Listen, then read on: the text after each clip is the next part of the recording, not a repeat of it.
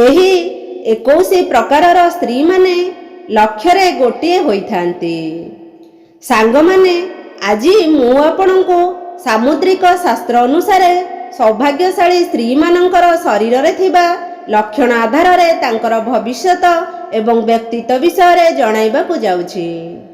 ସାଙ୍ଗମାନେ, ଭାରତୀୟ ସଂସ୍କୃତିରେ ଶୁଭ ଅଶୁଭ ଏବଂ ଭଲ ଖରାପ ଏସବୁ କଥା ଉପରେ ବହୁତ ମହତ୍ତ୍ୱ ଦିଆଯାଇଛି।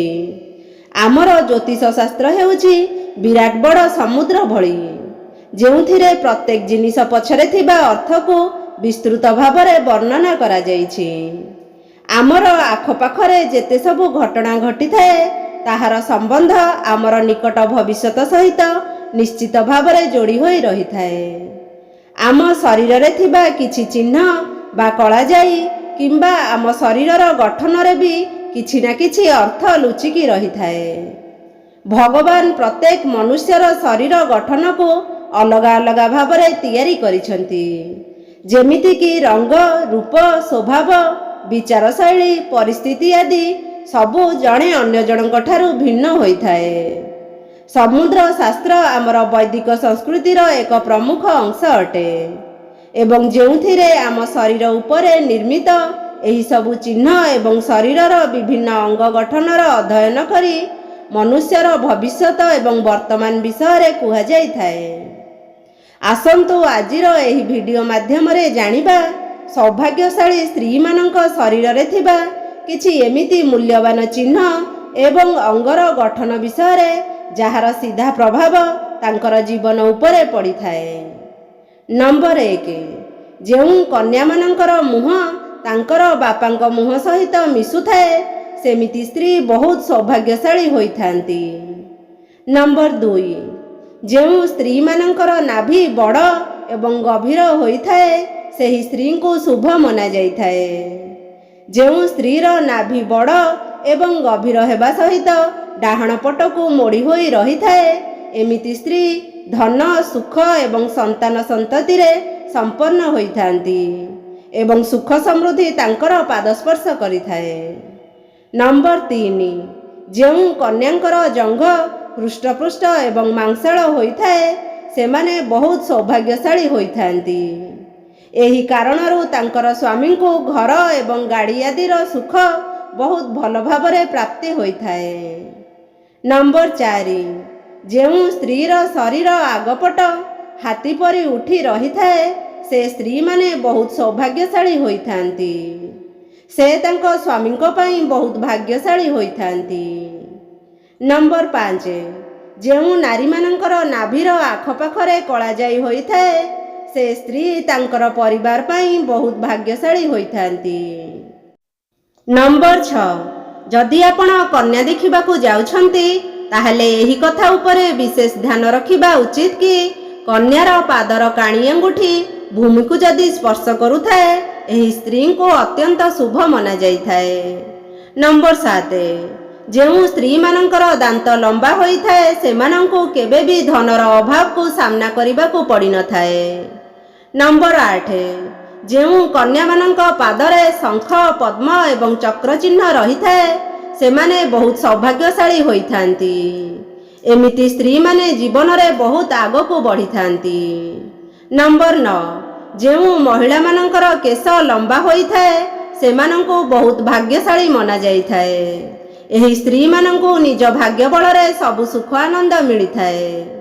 ନମ୍ବର 10, ଯେଉଁ ଯୁବତୀମାନଙ୍କର ଆଖି ପଦ୍ମଫୁଲର ପାଖୁଡ଼ା ସମାନ ଏବଂ ଆଖି ଭିତର ଅଂଶଟି କ୍ଷୀର ଭଳି ଧଳା ହୋଇଥାଏ, ସେହିମାନେ ବହୁତ ସୌଭାଗ୍ୟଶାଳୀ ହୋଇଥାନ୍ତି ଏବଂ ନିଜର ସ୍ୱାମୀଙ୍କ ପାଇଁ ଭାଗ୍ୟବର୍ଦ୍ଧକ ହୋଇଥାନ୍ତି।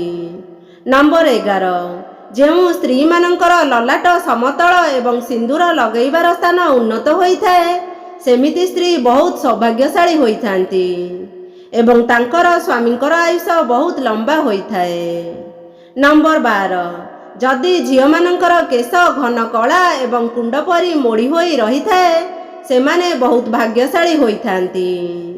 ନମ୍ବର 13, ଯେଉଁ ସ୍ତ୍ରୀମାନଙ୍କର କାନର ଉପର ଭାଗ ଚଉଡ଼ା ଏବଂ ତଳ ଭାଗ ସରୁ ହୋଇଥାଏ, ଏହି ସ୍ତ୍ରୀ ବହୁତ ଭାଗ୍ୟବାନ ହୋଇଥାନ୍ତି ଏବଂ ତାଙ୍କର ଆୟୁଷ ବହୁତ ଲମ୍ବା ହୋଇଥାଏ। ନମ୍ବର 14 ଯେଉଁ ସ୍ତ୍ରୀର ବେକ ଲମ୍ବା ହୋଇଥାଏ ତାକୁ ମଙ୍ଗଳକାରୀ ମନାଯାଇଥାଏ। ଶାସ୍ତ୍ର ଅନୁସାରେ ଯେଉଁ ନାରୀମାନଙ୍କର ବେକ ଲମ୍ବା ହୋଇଥାଏ ସେମାନେ ଐଶ୍ୱର୍ଯ୍ୟଶାଳୀ ହୋଇଥାନ୍ତି। ସେ ଥିବା ଅବସ୍ଥାରେ ତାଙ୍କର ସ୍ୱାମୀଙ୍କର କେବେ ବି ଧନର ଅଭାବ ରୁହେ ନାହିଁ।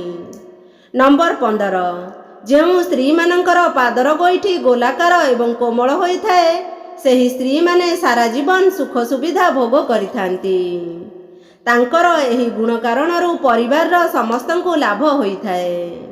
ନମ୍ବର 16 ଯେଉଁ କନ୍ୟାଙ୍କର ପାଦର ଆଙ୍ଗୁଠି ଗୋଲାକାର ଏବଂ ଉଠି ରହିଥାଏ ସେହି ଝିଅମାନେ ପରିବାର ପାଇଁ ବହୁତ ଭାଗ୍ୟଶାଳୀ ହୋଇଥାନ୍ତି।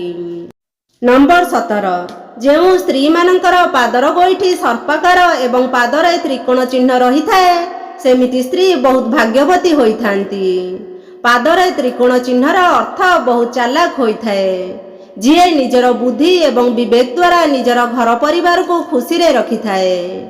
ନମ୍ବର 18 ଯେଉଁ ମହିଳାମାନଙ୍କର ଆଖି ବଡ଼ ହୋଇଥାଏ ସେମାନେ ବହୁତ ଦୟାଳୁ ପ୍ରବୃତ୍ତିର ହୋଇଥାନ୍ତି। ତାଙ୍କ ଭିତରେ ଦାନ ଏବଂ ପରୋପକାର ଭାବନା ସବୁବେଳେ ରହିଥାଏ। ସେ ନିଜ ସହିତ ନିଜ ପରିବାରର ସମସ୍ତଙ୍କର ବହୁତ ଭଲ ଭାବରେ ଧ୍ୟାନ ରଖିଥାନ୍ତି। ଯେଉଁ ଘରେ ତାଙ୍କର ବିବାହ ହୋଇଥାଏ ସେ ଘରେ ଧନର ଅଭାବ କେବେ ବି ହୁଏ ନାହିଁ। ନମ୍ବର 19 ଯେଉଁ ସ୍ତ୍ରୀମାନଙ୍କ ଶରୀରର ଡାହାଣ ଅଂଶ ଅପେକ୍ଷା ବାମ ଅଂଶରେ ଅଧିକ କଳାଯାଇ ରହିଥାଏ ସେହି ଝିଅମାନଙ୍କୁ ନିଜ ପରିବାର ପାଇଁ ବହୁତ ଭାଗ୍ୟଶାଳୀ ମନାଯାଇଥାଏ।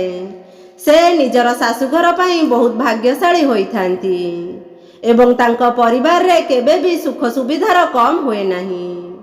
ନମ୍ବର 20 ଯେଉଁ ମହିଳାମାନଙ୍କର ପାଦ ଲମ୍ବା ହୋଇଥାଏ ତାଙ୍କୁ ମା ଲକ୍ଷ୍ମୀଙ୍କର ସ୍ୱରୂପ ମନାଯାଇଥାଏ।